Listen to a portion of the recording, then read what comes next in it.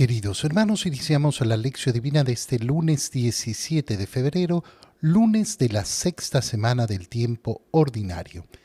Por la señal de la Santa Cruz de nuestros enemigos, líbranos, Señor Dios nuestro, en el nombre del Padre, y del Hijo, y del Espíritu Santo. Amén.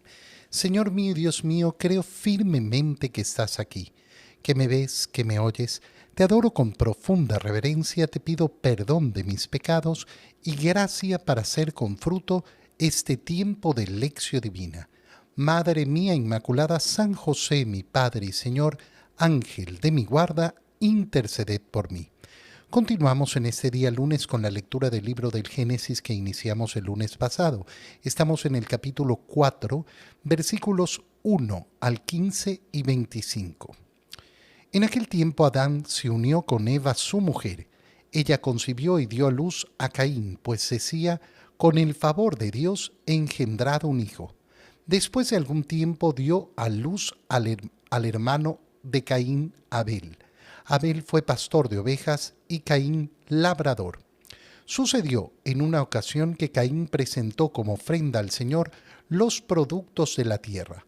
También Abel le hizo una ofrenda. Sacrificó las primeras crías de sus ovejas y quemó su grasa.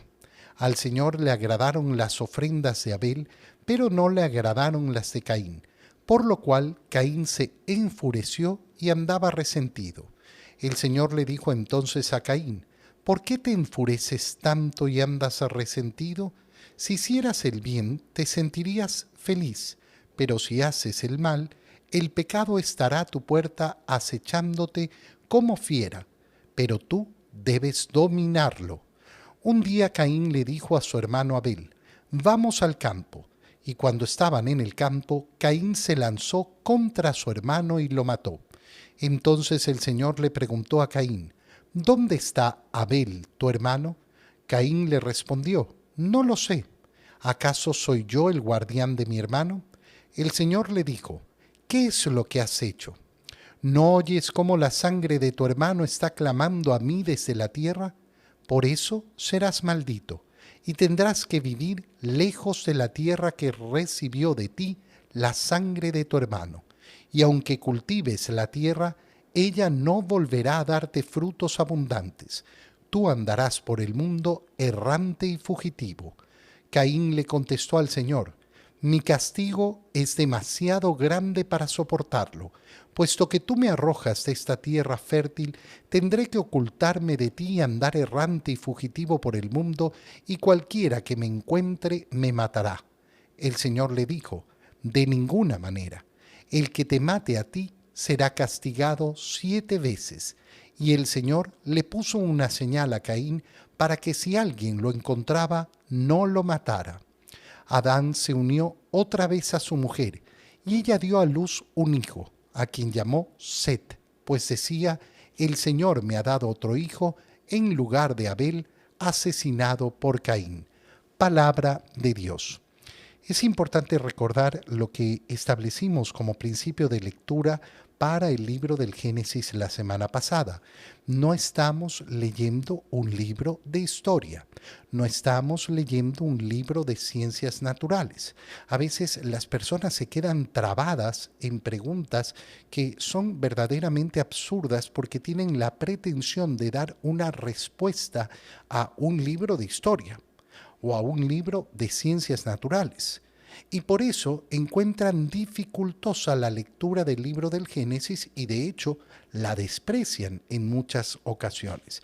Recordar entonces que lo que estamos leyendo es la palabra de Dios que quiere transmitirnos verdades teológicas válidas para la existencia de todos los seres humanos. Y entonces en ese prisma es donde debemos saber ver la profundidad. Digo, preguntas como, ay, pero entonces, ¿con quién se casó Abel? ¿Con quién se casó Caín? Si al final eran los únicos seres humanos. No tiene la pretensión el libro del Génesis de dar respuestas de cómo ha surgido la humanidad y cómo se ha desarrollado la humanidad, sino dar respuestas teológicas. ¿Cuáles son las respuestas teológicas que nos está dando? Fíjate bien, El día sábado hemos leído en el capítulo 3 las consecuencias de ese pecado original, cómo Adán y Eva son castigados y cómo se pone esa enemistad entre la serpiente y la descendencia de la mujer, lo que dijimos el protoevangelio. Y termina la escena con dos acciones sumamente importantes. La primera, el revestimiento con pieles de animales del hombre y la mujer. Dios les da la solución, no la solución absurda que ellos habían pretendido dar poniéndose unas ramitas ridículas, sino que Él los viste. Y en segundo lugar, perdemos el acceso al árbol de la vida. ¿Qué sucede inmediatamente después? Que se nos va a presentar las relaciones entre hermanos y cómo cada uno de nosotros tiene la obligación, desde siempre, desde la creación, de ofrecer a Dios. Aquí se introduce el tema de la ofrenda. Ofrenda que va a atravesar toda la escritura de un lado al otro. ¿Por qué? Porque ese acto de amor a Dios que está presente desde el origen, esa necesidad de encontrar a Dios y, lógicamente, rendir el culto debido a Dios, se va a realizar a través de la ofrenda. Y la ofrenda va a ser la clave de nuestra salvación, porque vamos a ser salvados justamente por la ofrenda de Cristo en la cruz. ¿Cómo inicia entonces la lectura que hemos hecho hoy? Adán se unió a su mujer y tuvieron a un hijo al que le pusieron Caín. Al poco tiempo, después de un tiempo, tuvieron también otro hijo que se llamó Abel. Abel fue pastor de ovejas y Caín labrador. Y entonces, en una ocasión, Caín presentó como ofrenda al Señor los productos de la tierra. También Abel le hizo una ofrenda. Sacrificó las primeras crías de sus ovejas y quemó su grasa. Nos dice el libro del Génesis que a Dios le agradó ese sacrificio de Abel, pero que no le agradó el sacrificio de Caín. ¿Cuál es entonces la diferencia de la ofrenda? Porque podemos decir, oye, los dos han hecho una ofrenda al Señor. Sí, pero Caín presenta como ofrenda al Señor los productos de la tierra. Fíjate en la formulación, los productos de la tierra, nada más. No realiza absolutamente ninguna otra acción. Le presenta al Señor como ofrenda, esto te pertenece a ti, Señor, pero no habla de las primicias, de lo primero que saca de la tierra, sino simplemente de los productos de la tierra. Y no habla tampoco de una acción de destinar exclusivamente para Dios esa ofrenda. Para que se entienda, imagínate, por ejemplo, en ciertas misas es clásico que vienen personas y dicen, te ofrecemos el pan, y traen un pan enorme, grandote, delicioso, que no se va a usar en la Santa Misa, porque no se va a ofrecer en el altar. Ese pan no lo vamos a utilizar para realizar el sacrificio de Cristo y para realizar la transubstanciación, es decir, no lo vamos a utilizar para la Eucaristía. Y queda ahí después, ¿y quién se lo come? Bueno, se lo come el que sea, da lo mismo, hay que comérselo. ¿Por qué? Porque no fue entregado verdaderamente como ofrenda dentro de la Eucaristía. Por eso lo que ofrecemos en el altar, que es el pan que va a ser consagrado, que no podremos comérnoslo. No podremos comérnoslo, me refiero a que no podremos comérnoslo como parte de nuestro alimento. Lo podremos recibir, pero transformado en la Eucaristía. Deja de tener su utilidad para nosotros en cuanto a un bien material, para volverse un bien espiritual. Caín, ¿qué está ofreciendo? Los productos de la tierra, pero después posiblemente se los comió también él o hizo lo que sea. ¿Cuál es la diferencia con Abel? Abel le hizo también su ofrenda y sacrificó las primeras crías de sus ovejas. ¿Qué quiere decir? Quiere decir que ofrece no solo cualquiera, sino las primeras, las primicias, lo primero, lo principal como ofrenda para el Señor y quemó su grasa. Es decir, que no la va a poder utilizar. No va a poderla utilizar para nada más. Se la ha entregado total y completamente al Señor. ¿Qué produce esto? A Dios le agrada la ofrenda de Abel, pero no le agradó la de Caín. Y Caín se enfurece y anda resentido. Delante de esto, Dios no lo deja simplemente andar resentido, sino que lo cuestiona. ¿Por qué te enfureces tanto y andas resentido? Fíjate en esta expresión porque es preciosa. Si hicieras el bien, te sentirías feliz. Si hicieras el bien, te sentirías feliz. No sé si te das cuenta, pero el Señor en este momento lo que nos está presentando es algo tan enorme, tan fundamental. ¿Cómo salir de la amargura? ¿Cómo salir de la tristeza? ¿Cómo salir de la rabia? Haz el bien. Haz el bien. ¿Cuál es el camino de la felicidad? ¡Ay, es tan difícil encontrar el camino de la felicidad! Haz el bien. Haz el bien. Si haces el bien, te sentirás feliz.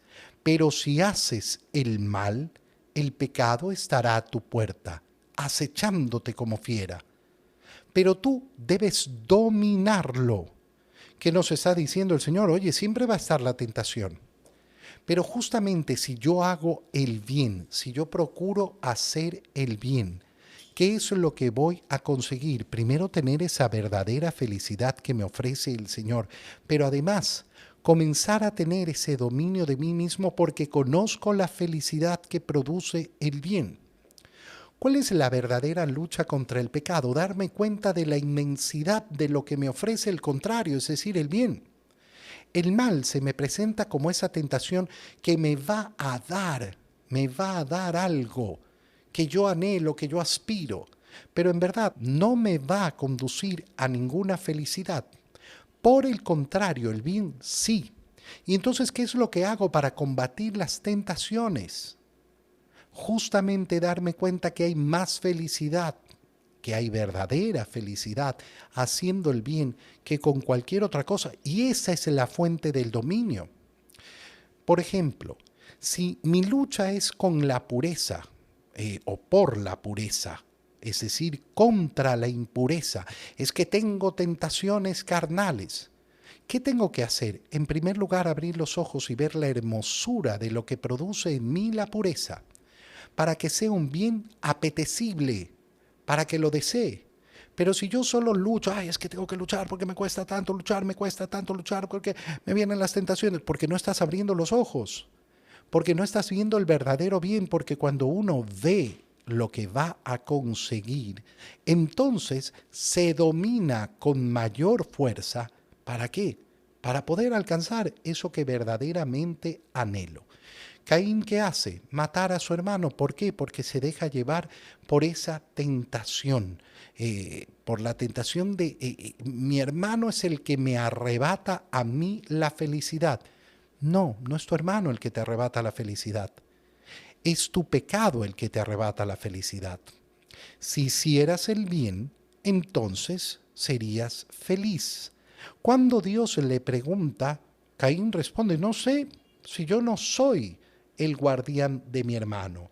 Y entonces viene ese castigo del Señor, esa expresión tan preciosa.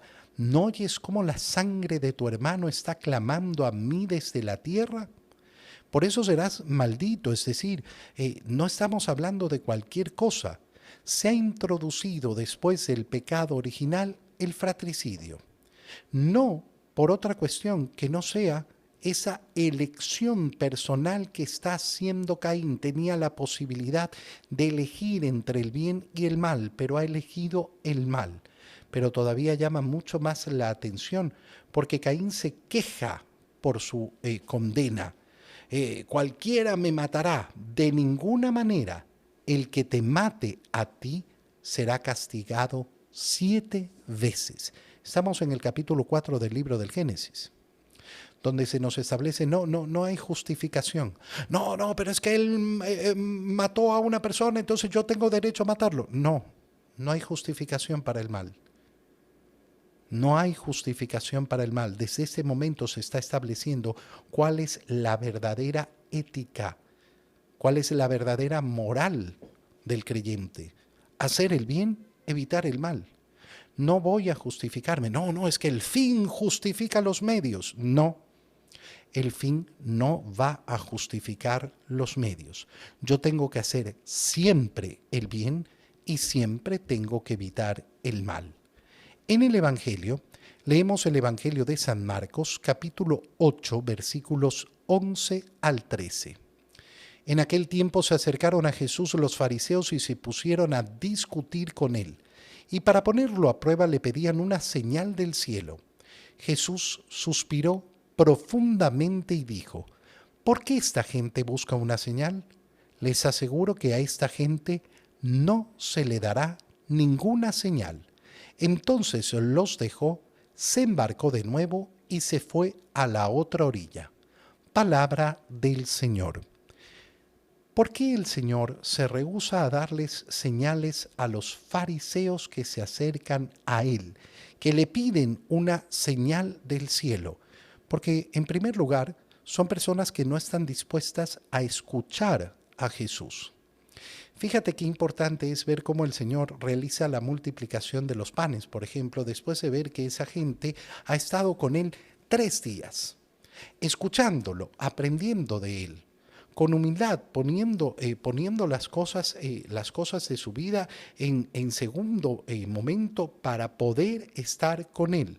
Los fariseos no tienen esa disposición, no tienen esa humildad en el corazón, no tienen esa predisposición de escuchar. Y claro, si yo no tengo la predisposición de escuchar al Señor, entonces ¿cómo le voy a pedir una señal? Dame una señal, pero si te he dado toda mi palabra, te he dado toda mi palabra para que puedas caminar por el camino. Por lo menos créeme todo lo que te he dicho. Escucha en primer lugar lo que te he dicho, pero los fariseos, como digo, no están dispuestos a eso. Y a muchos nos puede pasar exactamente lo mismo. No, es que yo necesito una señal del Señor, pero resulta que no estoy dispuesto a escucharlo en primer lugar. En segundo lugar, darse cuenta que esa señal que piden es para tener la seguridad. Danos una señal, ¿para qué? Para que entonces podamos estar seguros que vienes del cielo. ¿Y cuál es el camino de la fe entonces? Porque la fe no se lleva así. Si yo estuviera completamente seguro de todo, entonces ¿dónde entra la fe? El camino del amor que nos lleva al Señor es un camino de confianza en el Señor. Si yo tendría todas las pruebas de todo, absolutamente todo, entonces ¿dónde voy a dejar esa confianza? No habría el espacio para la decisión. Y ahí donde no hay espacio para la decisión, es decir, donde no hay espacio para la libertad, ¿cómo se va a producir el verdadero amor? No podrá producirse. Soy yo el que tengo que decidir, yo confío en el Señor. ¿Por qué? Porque yo he decidido confiar en el Señor. ¿Tengo la oportunidad, tengo la elección de no hacerlo? Sí, claro que tengo la elección de no hacerlo. Pero decido confiar en el Señor. Decido creer en Él. Estos no están dispuestos a eso. Y por eso la respuesta de Jesús es tremenda. Fíjate bien, Jesús suspiró profundamente. Qué bonito imaginarse ese suspiro del Señor. Qué bonito imaginarse ese suspiro de: ay, Dios mío, pero ¿por qué? ¿Por qué? ¿Por qué esta gente busca una señal? No se le dará ninguna señal, porque no tienen amor, porque no tienen deseos de escuchar, porque no tienen deseos de ser humildes. Aquel que quiere caminar el camino del Señor, aquel que demuestra su deseo de estar con el Señor, aquel que no pone primero la falsa seguridad del mundo, sino que confía verdaderamente en el Señor, no solo recibe una, sino que recibe tantas y tantas y tantas señales del amor de Dios constantemente en su vida. Te doy gracias, Dios mío, por los buenos propósitos, afectos e inspiraciones que me has comunicado en este tiempo de lección divina. Te pido ayuda para ponerlos por obra. Madre mía Inmaculada, San José, mi Padre y Señor, Ángel de mi guarda, interceded por mí. María, Madre de la Iglesia, ruega por nosotros. Queridos hermanos, que el Señor los bendiga y los cuide en el nombre del Padre y del Hijo y del Espíritu Santo. Amén. Un muy feliz día para todos.